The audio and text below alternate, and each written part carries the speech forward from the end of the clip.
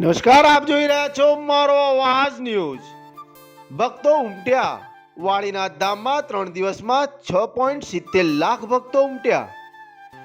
વિસનગર તાલુકાના તરફ વાળીનાથ ધામ મહાદેવ મંદિરના સુવર્ણ શિખર પ્રાણ પ્રતિષ્ઠા મહોત્સવના ત્રીજા દિવસે રવિવારે વૈદિક મંત્રોચ્ચાર સાથે 1100 કુંડાત્મક અતિરુદ્ર મહાયજ્ઞનો શુભારંભ થયો હતો।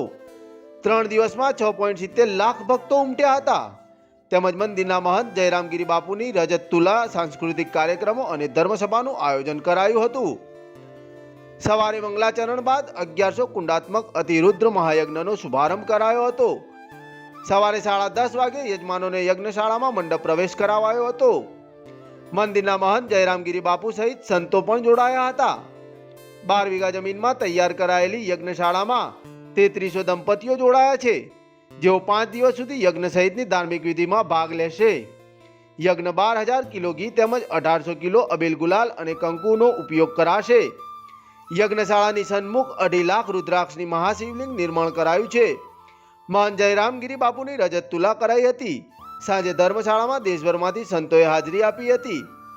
સાંજે સાંસ્કૃતિક કાર્યક્રમોમાં કેરવાનો વેશ, ગરબો, સિંકરી મેલમ નૃત્ય, હુડો, રાસ, લાવણી નૃત્ય, ગામી ઢીલ નૃત્ય સહિતના કાર્યક્રમો રજૂ કરનારા કલાકારોએ પોતાની કલાથી શ્રોતાઓને મન મોહી લીધા હતા।